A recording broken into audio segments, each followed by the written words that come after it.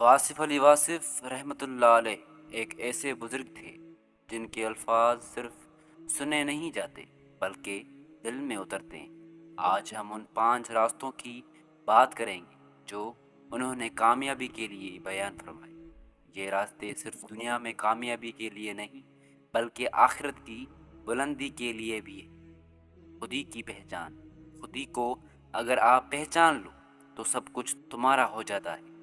واصف صاحب فرماتے ہیں انسان جب تک خود کو نہیں پہچانتا تب تک وہ دوسروں کے سائے میں جیتا ہے۔ اصل کامیابی تب ملتی ہے جب انسان اپنی اصل فطرت کو جان لیتا ہے، نہ دنیا کا خوف نہ لوگوں کی پرواہ، بس اپنے رب کی رضا اور اپنی پہچان کافی۔ نیت اور اخلاص۔ جو عمل اخلاص سے کیا جائے اس میں برکت ضرور ہوتی ہے۔ واصف صاحب کے نزدیک ریاکاری سب سے بڑا زہر ہے۔ اگر تمہاری نیت خالص ہو تو چھوٹا سا عمل بھی بہت بڑا نتیجہ دے سکتا ہے۔ لوگوں کو دکھانے کے لیے نہیں، اللہ کو راضی کرنے کے لیے کام کرو۔ اخلاص ہو تو کام میں نور آ جاتا ہے۔ علم کی تلاش۔ علم وہ روشنی ہے جو اندھیروں میں راستہ دکھاتی ہے۔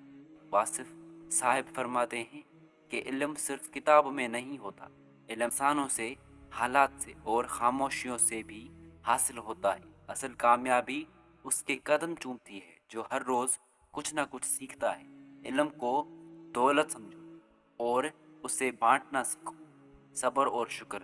صبر کا پھل ضرور ملتا ہے مگر پہلے امتحان ہوتا ہے۔ واصف صاحب کے مطابق جو شخص ہر حال میں شکر ادا کرتا ہے اللہ اس کے حالات خود بدل دیتا ہے۔